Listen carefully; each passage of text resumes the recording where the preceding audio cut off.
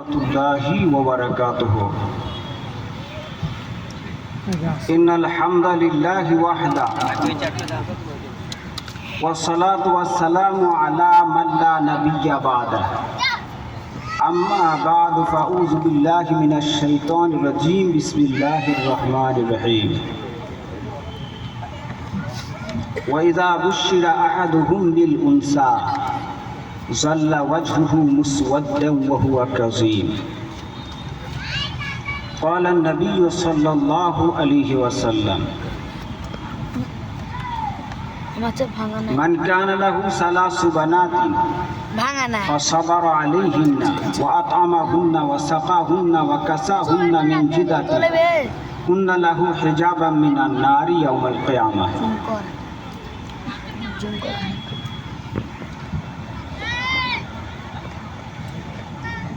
আমি অনেক মানুষ দেখেছি যাদের শরীরে কোনো পোশাক নেই।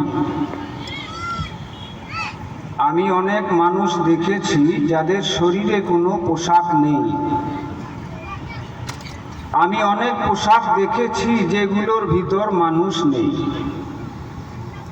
প্রশংসা আল্লাহরই, যার প্রশংসার শেষ নেই। সঠিক প্রশংসা করার নিজস্ব কোনো ভাষা নেই। তারই শেখানো বাক্যে সবাই বলি আলহামদুলিল্লাহ। অতঃপর দরুদ ও শান্তির বাতাবরণ সৃষ্টি হোক তার প্রিয় হাবিব আহমদে মুজতাবা মুহাম্মদ মুস্তাফা সাল্লাল্লাহু আলাইহি ওয়াসাল্লামের উপর। আল্লাহুম্মা সাল্লি ওয়া সাল্লিম আলা নবিয়িনা মুহাম্মদ ওয়া আলা আলিহি ওয়া সাহবিহি আজমাইন। সম্মানিত সভাপতি মহোদয়, পরম শ্রদ্ধেয় সঞ্চালক সাহেব এবং আলোচক মণ্ডলী যারা আজকে আছেন, সকলকে জানাই শ্রেণীগতভাবে ভালোবাসা, শ্রদ্ধা, ভালোবাসা, স্নেহাশিস। স্বল্প সময় আমাকে কথা বলতে হবে নির্ধারিত বিষয়ের উপরে, আর সেই বিষয়টি হলো ইসলাম নারীর রক্ষা কবচ। বিষয়টি হলো ইসলাম নারীর রক্ষা কবচ। আর সে বিষয়ে আলোকপাত করতে গেলে কিছুটা হলেও তুলে ধরতে হয় আরবের প্রাচীন ইতিহাসের কথা। আর সে কথা বলতে গেলে নিজের অজান্তেই চোখের কোণে পানি এসে পড়ে, হৃদয় পটে ভেসে উঠে জাহিলি যুগের সেই বর্বরতার চিত্র। যে সময় কন্যা সন্তানের পিতা হওয়াটা ছিল ভীষণ লজ্জার বিষয়। সমাজে মুখ দেখানো তার ছিল দায়। সমাজে তার মুখ দেখানো হতো দায়। আর সেই দায় এড়াতে আপন কন্যা সন্তানকে জীবন্ত প্রথিত করতে, জীবন্ত মাটিতে পুঁতে দিতে, জীবন্ত অবস্থায় কবরে পুঁতে দিতে বিন্দু মাত্র দ্বিধা করত না আরবরা।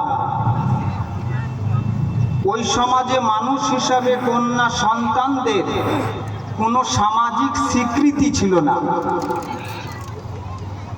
জীবনের সর্বক্ষেত্রে তারা ছিল অবহেলিত, উপেক্ষিত, লাঞ্ছিত এবং করুণার পাত্রী।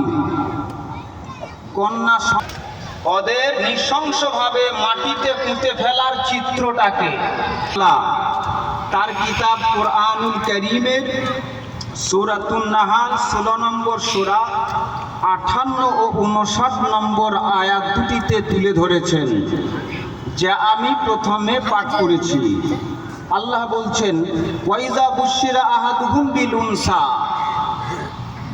তাদের কাউকে যখন কন্যা সন্তানের সুসংবাদ দেওয়া হয়, জল্লা ওয়াজহুহু মুসওয়াদ্দান ওয়া হুয়া কাযীম, তার মুখ তখন কালো হয়ে যায়, মলিন হয়ে যায়। তাদের চিত্রটা আল্লাহ তুলে ধরেছেন।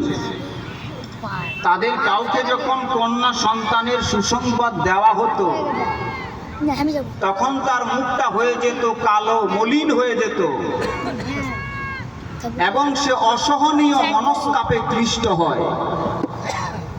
যে সংবাদ তাকে দেওয়া হয়েছে তার গ্লানি হেতু সে নিজ সম্প্রদায় হতে আত্মগোপন করে, কেন? তার সন্তান হয়েছে তাই লজ্জায় মাথা নিচু করে, মাথা হ্যাট করে, নাক লাল করে নিজ সম্প্রদায় হতে আত্মগোপন করত যে আমার মেয়ে হয়েছে। মেয়ের পিতা বলবে লুকে, বাপ বলবে মেয়ের, এই লজ্জায় সে লুকিয়ে বেড়াতো। আর সে হীনতা সত্ত্বেও চিন্তা করত যে আমি এই সন্তানকে আমার কাছে রেখে নেব নাকি মাটিতে পুঁতে দেব, রেখে নেব নাকি মাটিতে পুঁতে দেব। আল্লাহ তাকে সাবধান করে দিয়ে বলছেন তাদের আচরণকে, আলা খবরদার, তোমরা সাবধান হয়ে যাও, সাআ মা ইয়াহকুমুন, তারা যে সিদ্ধান্ত গ্রহণ করে, তারা যে সিদ্ধান্ত নেয় তা কতই না নিকৃষ্ট।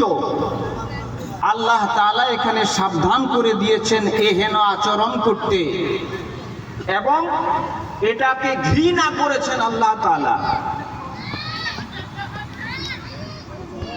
শুধু তাই নয়, আল কোরআনুল কারীমের সূরাতুত তাকবীর 8 ও 9 নম্বর আয়াতে আল্লাহ সুবহানাহু তাআলা চরম হুঁশিয়ারি দিয়ে বলেছেন, ওয়াইদাল মাউউদাতু সুইলাত বিআইয়ি যামবিন কুতিলাত। আল্লাহ বলেছেন যখন সেই কন্যা পতিত করে দেয়া হতো, যাদেরকে জীবন্ত পতিত, কি অপরাধে, কি ক্রাইমের কারণে, কি অন্যায়ের কারণে তাদেরকে হত্যা করা হয়েছিল, দুনিয়াতে তাদেরকে পুঁতে দেওয়া হয়েছিল, তাদেরকে কতল করা হয়েছিল, সেদিন তাদেরকে জিজ্ঞাসাবাদ করবে তোমরা কি অপরাধ করেছিলে তোমার বাপের, যে তোমার বাপ তোমাকে জীবন্ত পতিত করে দিয়েছিল। আমার ভাই, এটা তো ছিল সেকেলের কথা, তার মানে জামানায়